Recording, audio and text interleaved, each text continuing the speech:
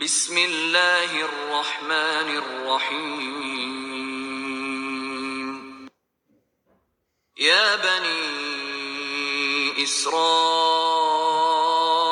اذکروا نعمتی التي انعمت علیکم وانی فضلتکم علی العالمین۔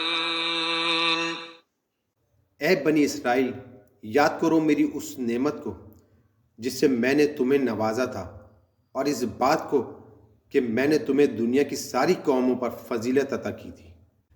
یہ اس دور کی طرف اشارہ ہے جبکہ تمام دنیا کی قوموں میں ایک بنی اسرائیل کی قوم ہی ایسی تھی جس کے پاس اللہ کا دیا ہوا علم حق تھا، اور جسے اقوام عالم کا امام و رہنما بنا دیا گیا تھا تاکہ وہ بندگی رب کے راستے پر سب قوموں کو بلائیں اور چلائیں۔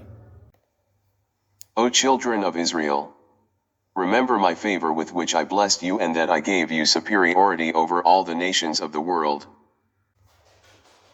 This is a reference to the period when among all the nations of the world there was only one nation of Bani Israel, who had the knowledge of truth given by Allah and who was made the Imam and leader of the nations of the world, so that they would serve the Lord. Call and direct all the nations on the way.